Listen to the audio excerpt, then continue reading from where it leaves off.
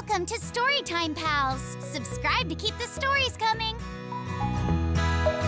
Hi there, boys and girls. It's your pal Vernon.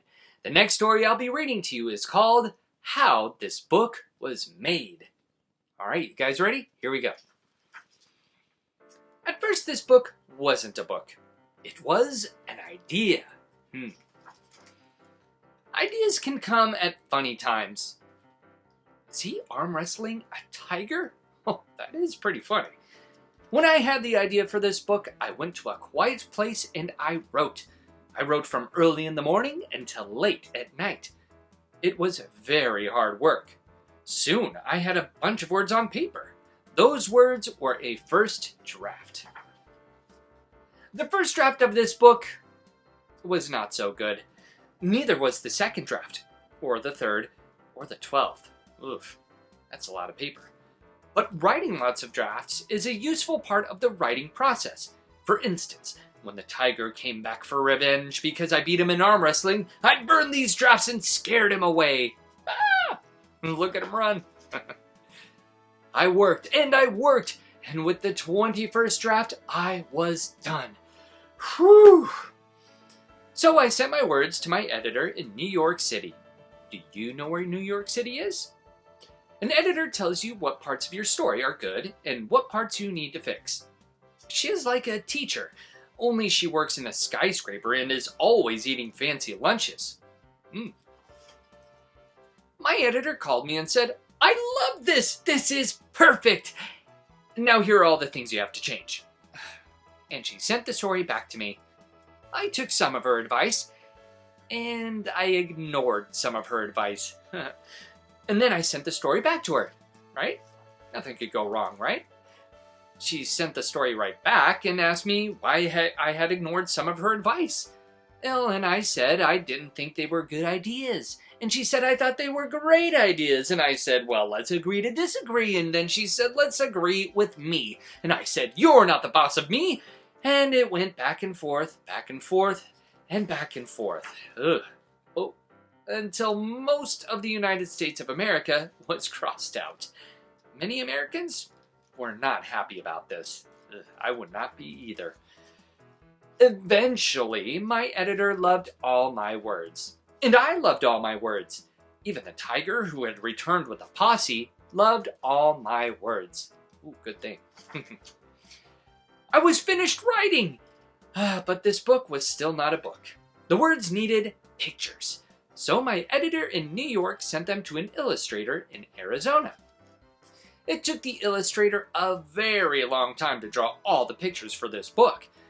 I don't know what he was doing that whole time, but he must have been working very hard. What do you think? I sat around and waited. Finally, the illustrator sent all his artwork to New York, and his art and my text sat in a skyscraper waiting to be printed. Lots of waiting around. Now, the fastest way to get this book to bookstores and libraries would be to print it nearby, in New York, or Philadelphia, or maybe even Miami. But this book was printed in Malaysia. That's really far away. Malaysia, where contraptions called printing presses rumble in steam. A lady put the words and the art into one side of the machine, and out the other end came this book. And then another book, and another, thousands and thousands of books. This book was buried below a great pile so tall you could see it from space. Wow! Oh, there they are.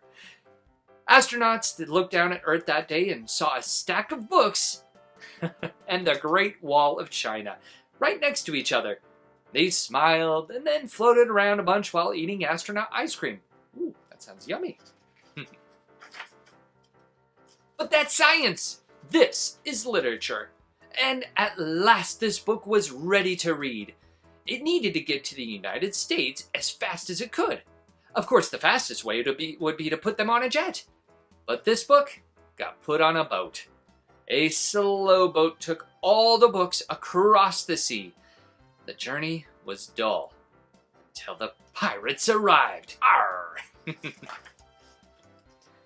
The pirates swarmed the boat and quickly overran it. They tied up the crew and stole the captain's keys. The lead buccaneer kicked open the hatch to the ship's hold. The pirates held their breath and imagined their treasure. Oh, so much treasure. And there was no gold inside, just books. Pirates don't read, so they sailed away. Poor pirates. Well, when this book came into the harbor, it was put on a truck. The driver put the truck into gear and drove down the highway.